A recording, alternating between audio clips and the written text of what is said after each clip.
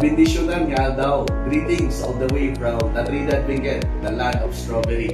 Together with me is the police, Chief of Police of La Trinidad, the Snappy Police Lieutenant Colonel Zacarias Caloy Dausan. Sir, kapag po.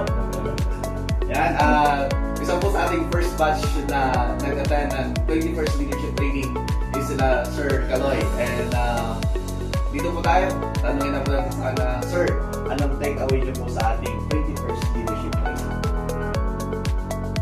Una-una sa lahat, gusto ko munang pasalamat sa inyong pagbisita dito sa ating opisina, Pastor Jason. And gusto ko rin pong magpasalamat sa pamumunuan ng ROCA sa yun nga, pagbigay sa amin ng opportunity para magkaroon ng 21st Century Leadership Seminar. Lalo-lalo na sa ating mahal na Regional Director, Police Brigadier General Erickson Dilat, and sa ating pagiging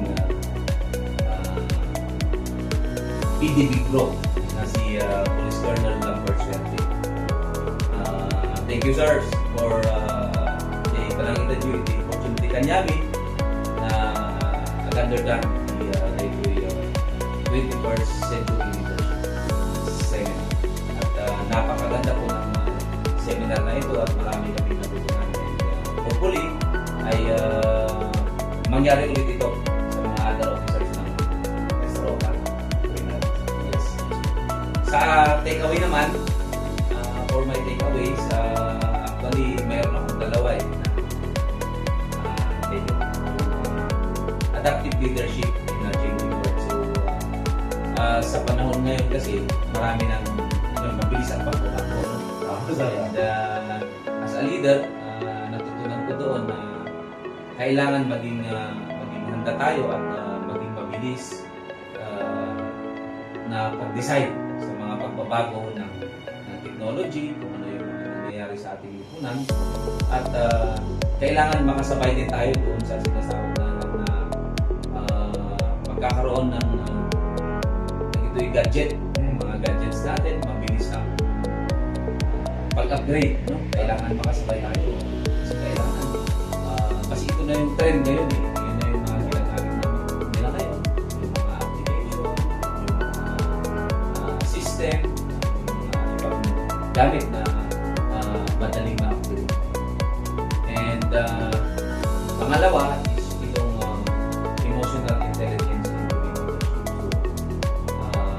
bilang isang leader, dapat ay alam natin lahat ang nangyayari sa ating area of responsibility.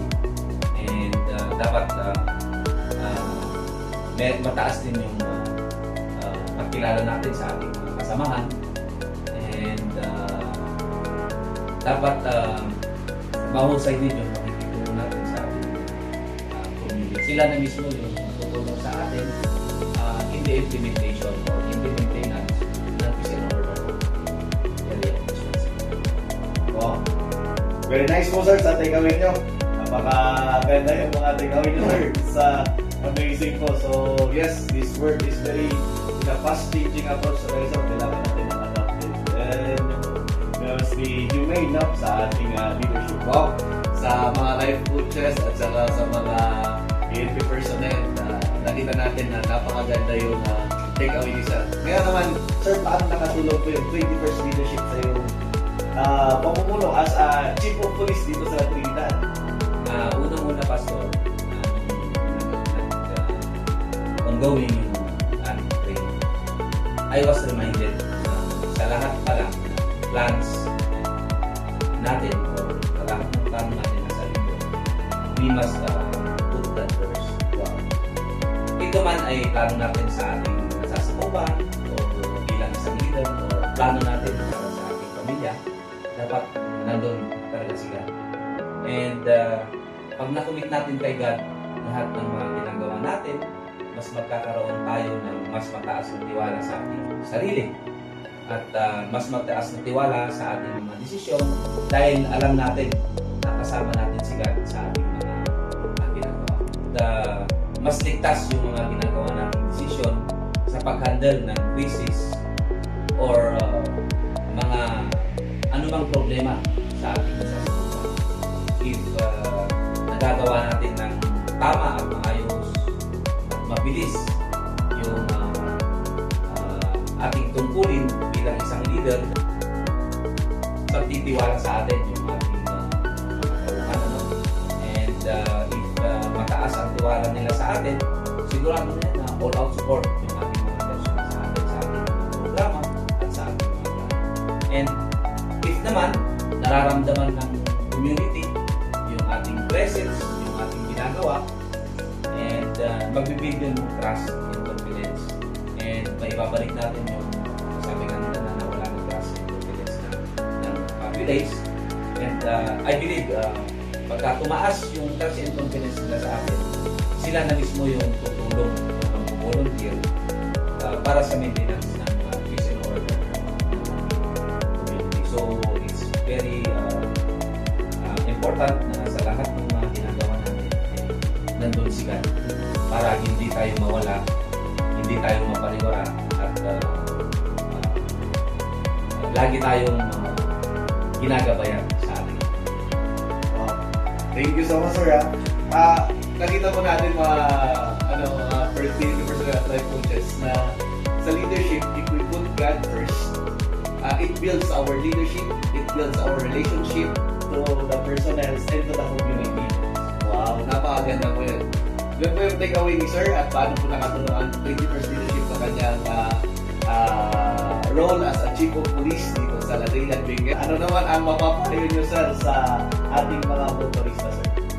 Yes, sa mga motorista na pupunta ng Ladrillad o sa mga turista na magdadalag dito, ang unang payo ko po is magbaon po kayo ng napakahabang patience. So kung pupunta po kayo ng Ladrillad is mag-schedule po kayo to plan your road.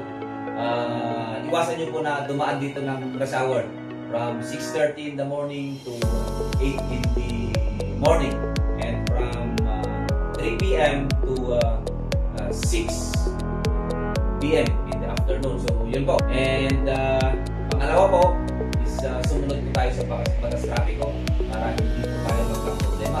Kasi pagka meron tayong mga violation at baka ma-issuean po tayo ng traffic citation ticket and magkakaproblema pa tayo kung saan natin babayaran, maabira yung ating pagpunta dito sa Ladrillad. Pangatlo po, sa mga pupunta dito, lagi natin i-check yung ating mga sasakyan kung condition ng ating mga sasakyan ba is 100%, baka 50%. So, kung tayo magbiyahe para hindi po tayo maka-encounter ng mechanical defect sa kalsada at magkaroon pa tayo ng disgrasya. And another thing, sa mga nagmumotor naman is magsuot tayo ng ating safety gears para kahit paano ay may support yung ating katawan. In any case man na hindi naman natin gustuin na magkaroon tayo ng disgrasya. And lastly, itong Ladrillad is a walkable valley.